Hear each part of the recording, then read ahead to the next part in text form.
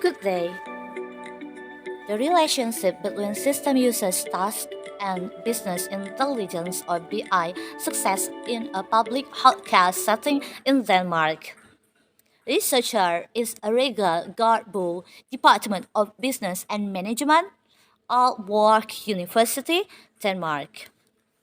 In this study, the relationship between task characteristics and business intelligence or BI success is empirically tested on a business intelligence system in an e-government context in Denmark.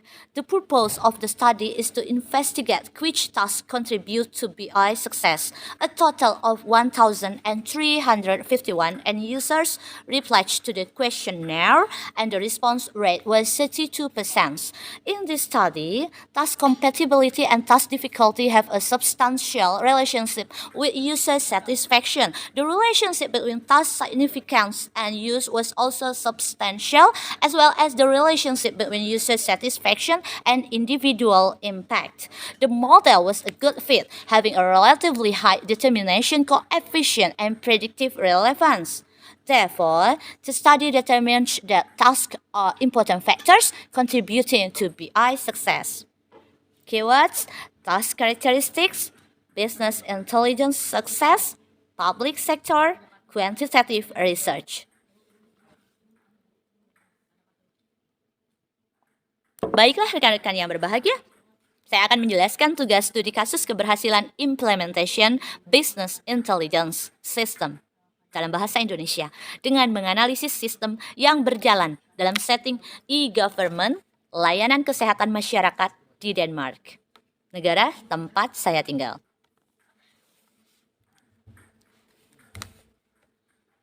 Hubungan antara tugas-tugas pengguna dan suksesnya sistem kecerdasan bisnis dalam pengaturan layanan kesehatan masyarakat di Denmark.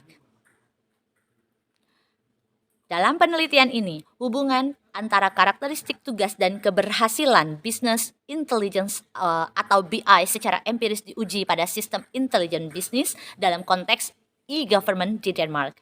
Dalam beberapa dekade terakhir, telah terjadi peningkatan fokus pada pengguna teknologi informasi di sektor publik untuk memberikan pelayanan yang lebih baik, pelayanan pemerintah yang transparan dan efisien. Hurabi, Melouli, dan Boslama 2009. E-government dapat didefinisikan sebagai penggunaan teknologi informasi oleh pemerintah, khususnya aplikasi web, untuk meningkatkan akses dan penyampaian informasi pemerintah kepada karyawan, kepada mitra bisnis, warga masyarakat, politisi, dan pemangku kepentingan lainnya.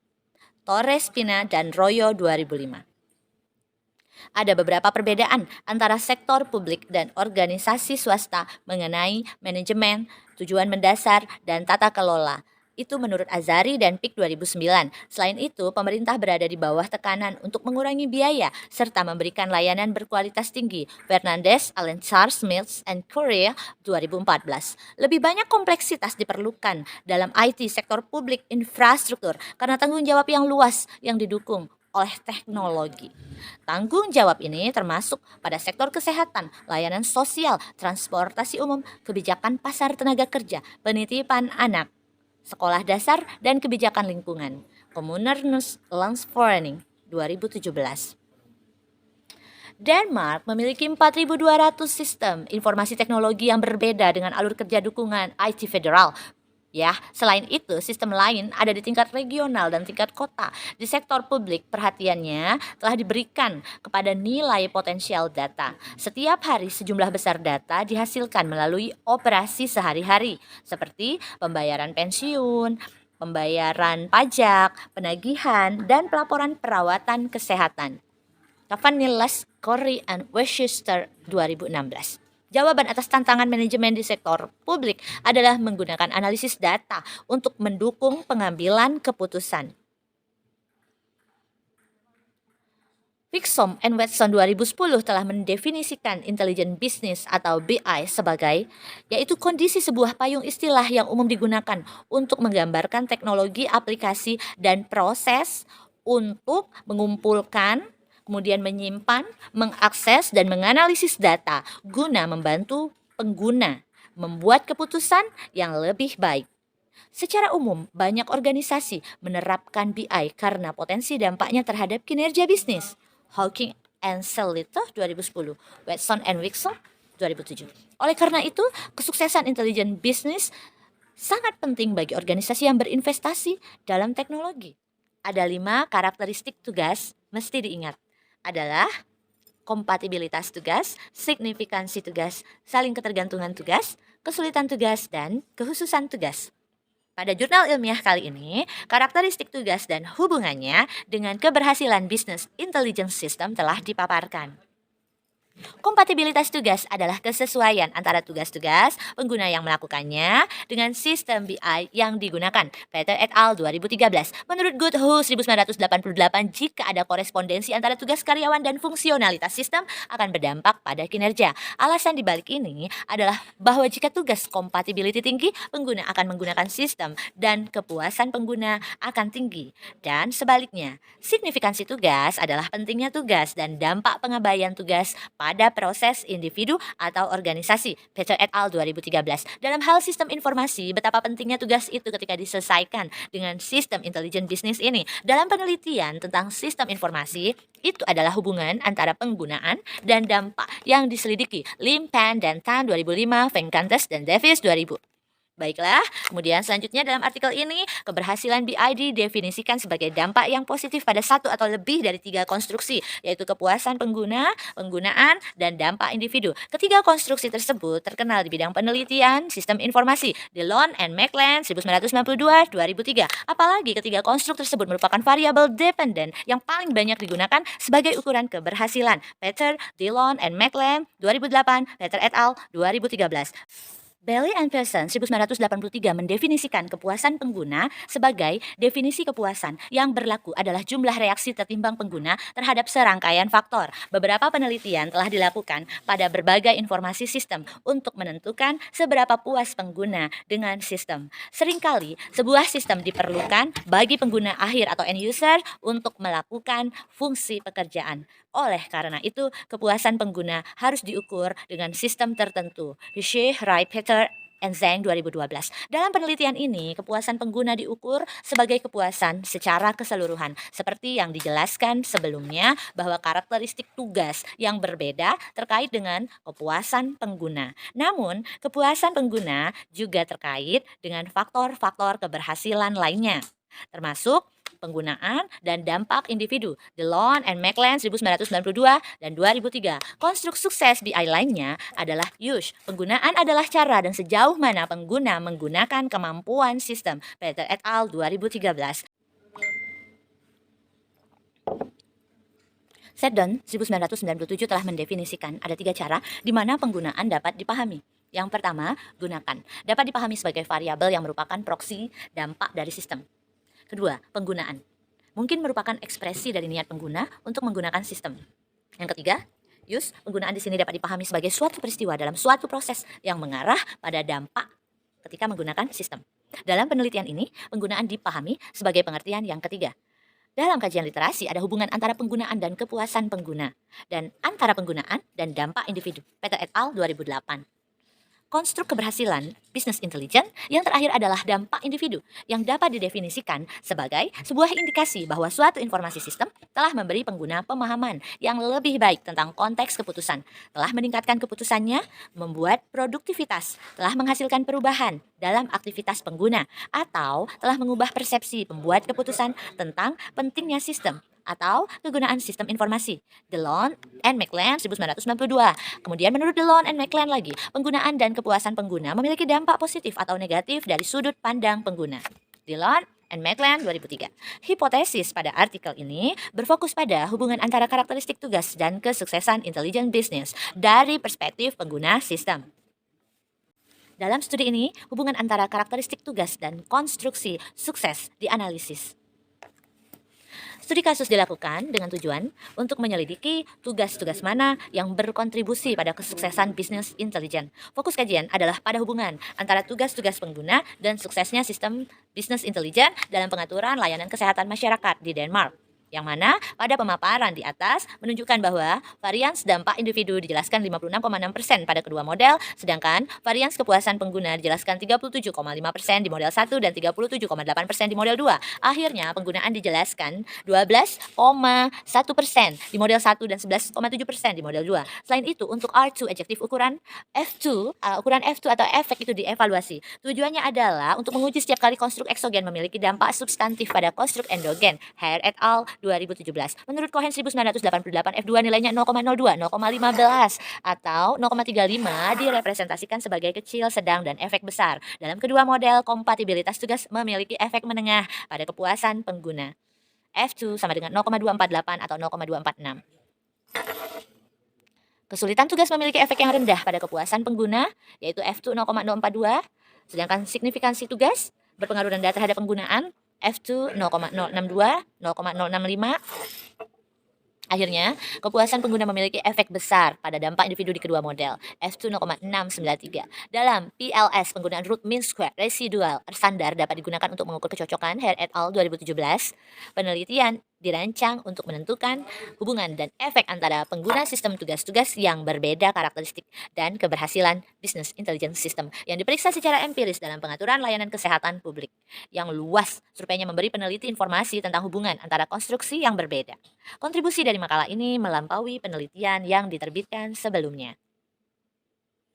Pertama, karena penelitian ini mencakup 5 karakteristik tugas yang tadi sudah dijelaskan, dan studi sebelumnya tentang keberhasilan Business Intelligence System hanya mencakup kompatibilitas tugas. Anehnya, hubungan antara penggunaan dan dampak individu tidak signifikan. Jalur antara penggunaan dan dampak individu tidak signifikan. Oleh karena itu, perubahan penggunaan Business Intelligence tidak akan menyebabkan perubahan dampak individu. Peneliti lain memiliki temuan yang sama, McGill, Hobbs, and Kolbas 2003. Penjelasannya mungkin bahwa penggunaan dari sistem adalah wajib. Menurut Livery 2005, sifat mengikat dari informasi sistem dapat meningkatkan signifikansi dalam menggunakan sistem. Oleh karena itu, lebih banyak penggunaan kemungkinan akan mengarah pada dampak individu, karena hanya masuk akal untuk menggunakan sistem ketika itu sesuai dengan tugas-tugas atau kewajiban yang ada. Kesimpulannya, penelitian ini merupakan studi komprehensif dari berbagai karakteristik tugas. Oleh karena itu, kontribusi metodologis juga merupakan kuesioner di mana karakteristik tugas yang berbeda telah dioperasionalkan. Studi ini telah menunjukkan bahwa kuesioner dapat digunakan untuk mengkarakterisasi tugas, seperti berbagai jenis pengguna bisnis intelijen yang memecahkan permasalahan dengan BI. Kemudian implikasi praktis dari penelitian ini adalah bahwa ketika organisasi mengetahui tugas karakterisasi untuk keberhasilan BI, mereka dapat menyadari faktor-faktor ketika mengimplementasikan dan mengoperasikan sistem. Ini mungkin berguna untuk diketahui ketika mengembangkan laporan di Business Intelligence System. Kesimpulan dalam studi ini, hubungan antara karakteristik tugas dan keberhasilan BI telah diselidiki. Dalam IS penelitian ini juga, terutama penelitian BI dan e-government, telah menjadi hubungan yang diabaikan. Dalam studi ini, kompatibilitas tugas dan kesulitan tugas memiliki hubungan yang substansial dengan kepuasan pengguna. Hubungan antara signifikansi tugas dan penggunaan juga substansial, serta hubungan antara kepuasan pengguna dan dampak individu. 2 karakteristik tugas yang tidak didukung tidak terkait dengan keberhasilan BI, yaitu kehususan tugas dan saling ketergantungan tugas. Beberapa peneliti telah menyarankan bahwa kepuasan pengguna bisa menjadi ukuran umum dari kesuksesan. Studi ini menunjukkan bahwa karakteristik tugas yang berbeda terkait dengan berbagai ukuran keberhasilan. Oleh karena itu, keberhasilan Business Intelligence System seharusnya tidak hanya diukur pada aplikasi sistem, tetapi diukur dengan menggunakan beberapa nilai untuk memahami peran dari berbagai karakteristik tugas. Dengan demikian, model memiliki kecocokan yang baik dan tingkat penjelasan yang relatif tinggi. Keberhasilan implementasi BI sistem dalam lembaga pemerintahan dapat tercapai dengan faktor-faktor pendukung yang bekerja secara optimal, terutama sumber daya manusia, dalam hal ini sebagai pengguna dan pengendali sistem. Selanjutnya adalah saran.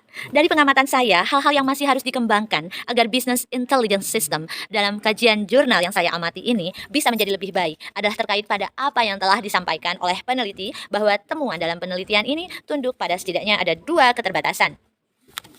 Hal pertama, penelitian ini dilakukan dalam pengaturan kesehatan, layanan kesehatan masyarakat dalam setting e-government dengan sistem BI tertentu. Kedua, beberapa konstruksi adalah item tunggal, di mana ada hal-hal personal. Mungkin ada beberapa corak yang belum diteliti dalam penelitian.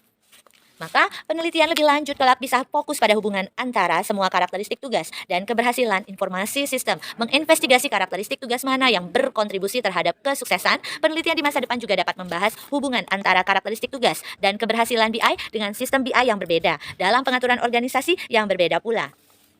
Sementara, untuk peningkatan kualitas implementasi BI bagi lembaga-lembaga pemerintah, penulis memberikan saran untuk selalu ada evaluasi dan langkah-langkah konkret dalam merumuskan strategi pengembangan Business Intelligence System, antara lain sebagai berikut. Yang pertama, berpikir melampaui pemecahan kebutuhan urgen yang ada. Artinya, dengan didukung integrasi big data, perlunya petugas-petugas yang senantiasa mengolah data, menganalisis, menjaga keamanan, dan perlu meremove data setiap waktu.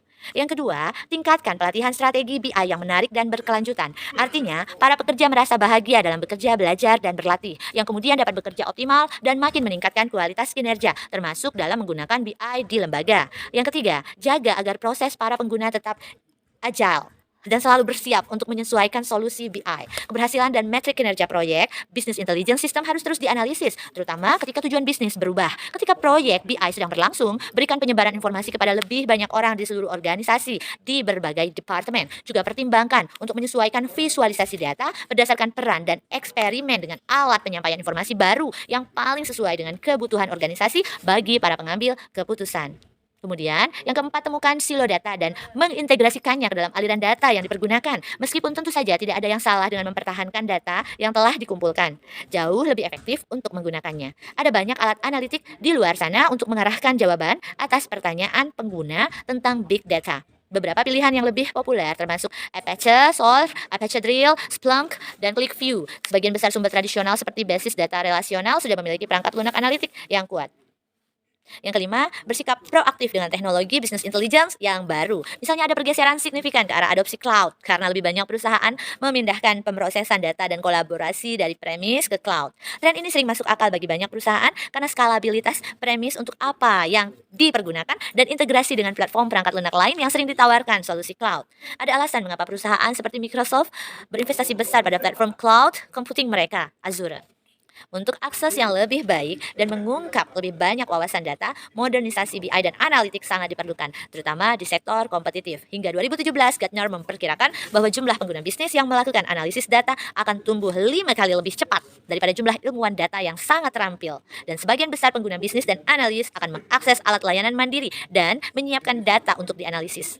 Karena data berasal dari berbagai sumber, solusi lawas tidak lagi mencukupi dalam lingkungan yang canggih dan kaya data. Menurut Harvard Business Review, 92% bisnis melaporkan bahwa perusahaan mereka masih menggunakan spreadsheet untuk analisis data. Jelas banyak bisnis perlu mengadopsi alat analisis data yang lebih kuat untuk pengambilan keputusan yang lebih efektif di seluruh sektor industri. Baiklah, terima kasih. Thanks for watching. I'm Sri Sarah from Finland, Denmark. Warm greetings for you all. Happy working, keep smiling, happy learning, and happy researching. See you and take care.